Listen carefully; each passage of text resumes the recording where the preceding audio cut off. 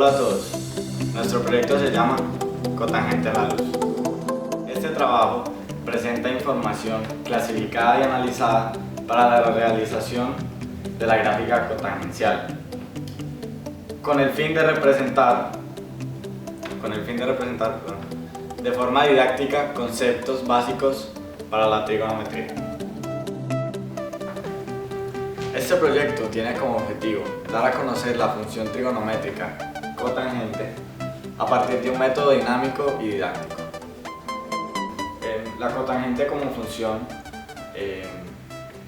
sale a partir del círculo unitario, que recordamos es el círculo con radio 1, como la recíproca de la tangente.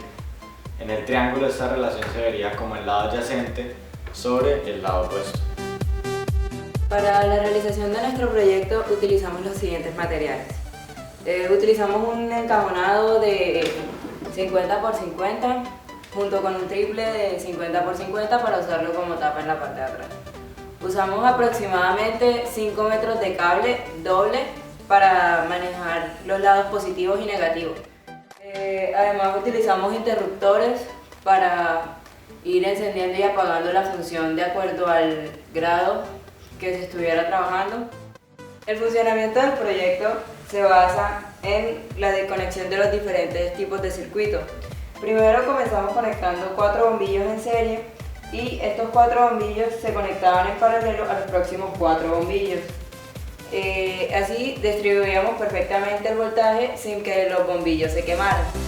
Los interruptores están conectados a las diferentes series de bombillos, pedazos de gráfica, por así decirlo, que están distribuidos por cada pi y medios, como se puede ver.